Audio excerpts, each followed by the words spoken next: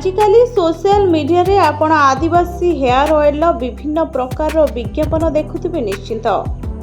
अनेक सेलिब्रिटी एवं इन्फ्लुएंसर एही तेल को प्रमोट करुछन्ते एवं एहाकू चुटी झड़ुथिले एहा ता पई संजीवनी बोली कहउछन्ते, किंतु एही नारे नकली तेल मध्य बाजार रे बिक्री होउछे। आजिकाली चुटी को मजबूत और कला करबा पई बाजार रे अनेक प्रकार केश तेल मिलुथबा बेले आदिवासी हेयर ऑयल अनेक प्राकृतिक जड़ीबूटी रू तैयारी होइथाए।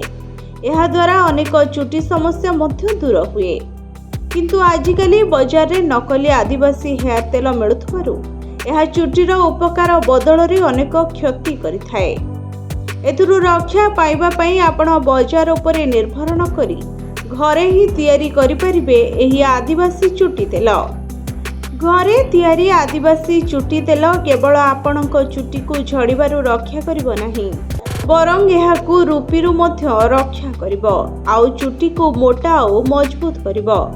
एहा सहित आपण अजथा टंका खर्चरु मध्य बंची जिवे, कारण एहाकू तैयारी करिवा पई जे सब उपादान आवश्यक ताहा आपण सुविधारे पाई परिबे।